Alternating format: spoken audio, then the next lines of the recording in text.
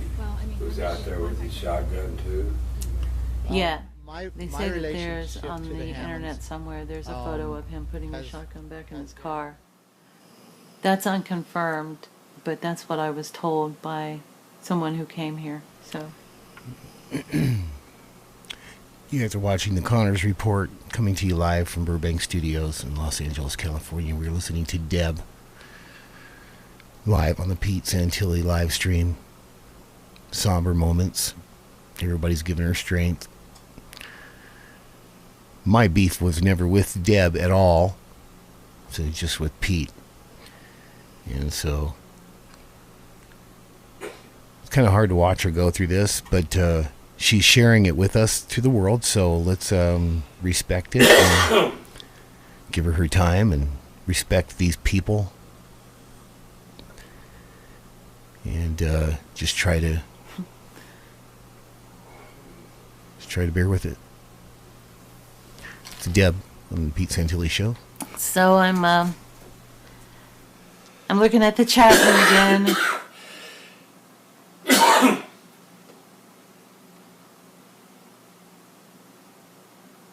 Well, there are some sick people out there. Oh yes, there is, huh? That's really all I can say about Unbelievable. They really are. I was reading her chat, and it's pretty bad. That's why we shut ours down, folks. Seriously.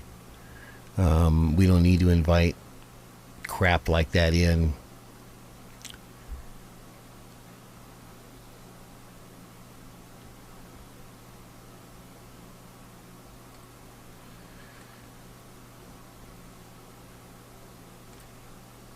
See if we can take a look over here for you.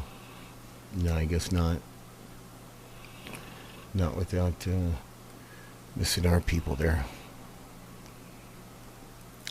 You're listening to the Connors Report, and we are listening to Deb. So when we heard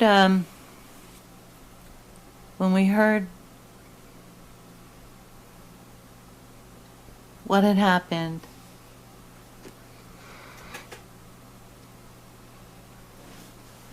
Pete's first thought was that, there's women and children out there, and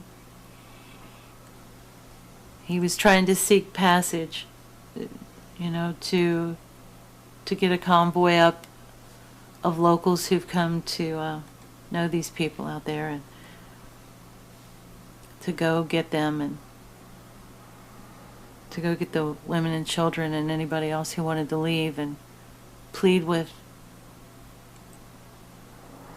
everyone there to come out and not stay. So he went to the sheriff's department, and we were standing out front, and he was begging them. And, they were being very nice. They asked Pete if he thought he could talk to them and if he thought he could really do that. And Pete said, "I don't know, but I can try." And then Pete told him, "Yeah, I think I can get a lot of them to leave." And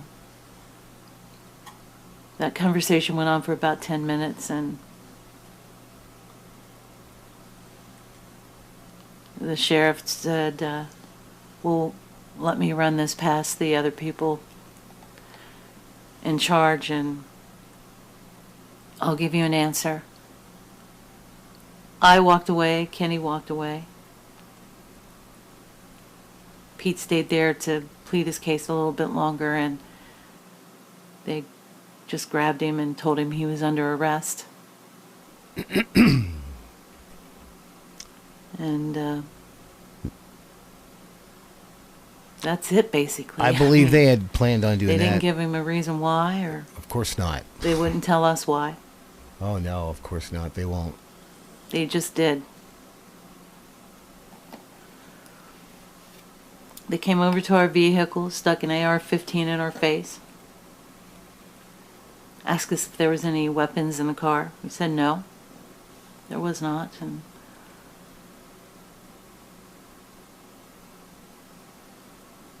That was pretty much it. Okay, we were watching no the Pete Santilli resisting or chat board fighting, and listening to Deb arguing with them. on the Pete I Santilli mean, Live. It was pretty much over at that point. At that point, we didn't know it was Lavoie who had been killed. We had heard that 2 men were down, but we hadn't heard who it was. And the gentleman from ABC came over, who we've gotten to know, told us that it was Lavoie Finicum.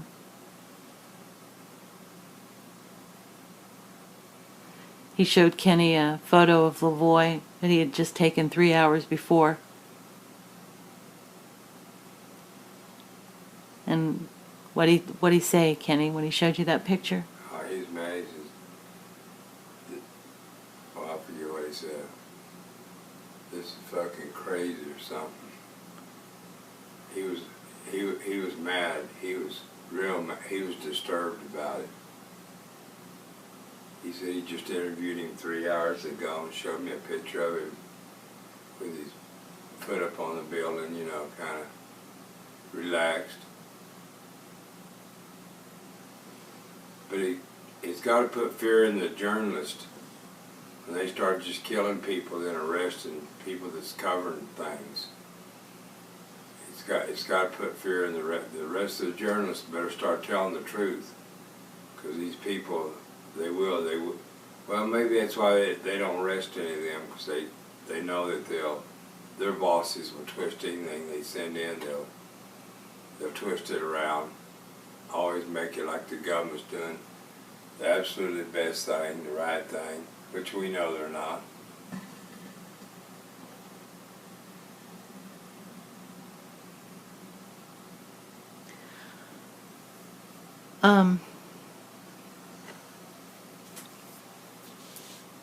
I think our hearts are really heavy, and there's really no words for what we're going through right now. I'd love to answer a lot of your questions. I see them, but I can't. There's just I can't say some things over the air. I'm not going to.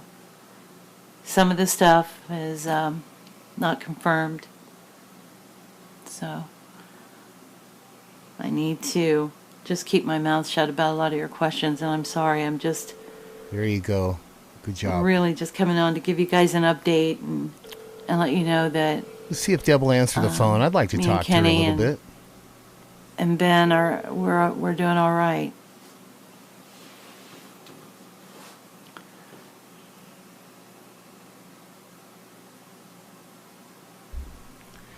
And that's Deb.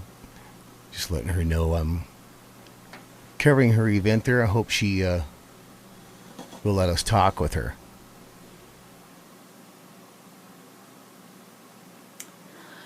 Actually, we didn't make it worse than it needed to be. And I want to tell you something. I'm offended by that. We did a good thing in this town. We did a really good thing in this town. And the day that we cannot stand up to tyranny and speak our mind is the day we've lost everything. There is no such thing as making it worse than it needed to be.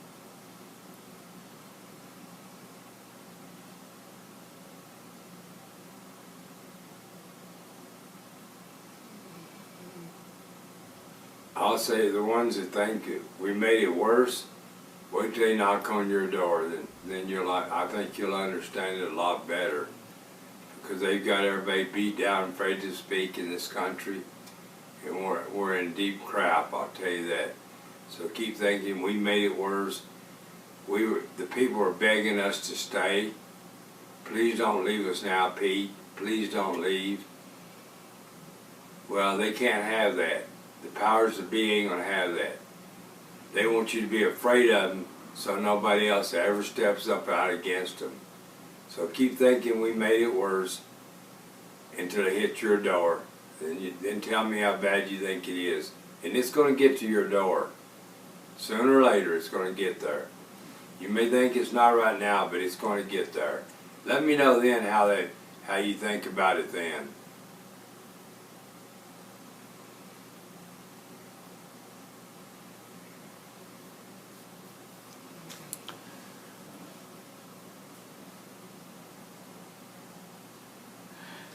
I think if we as a people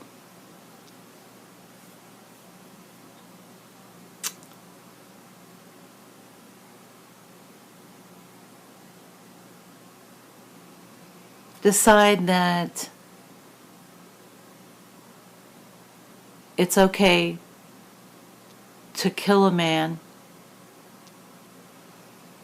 In cold blood. in cold blood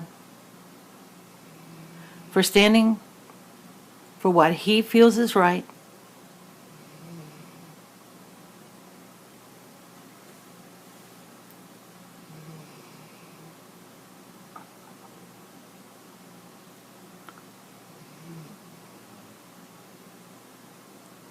well,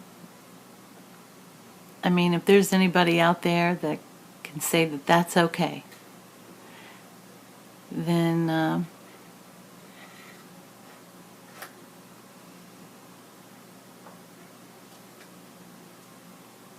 wow, I would just think that you would have no soul.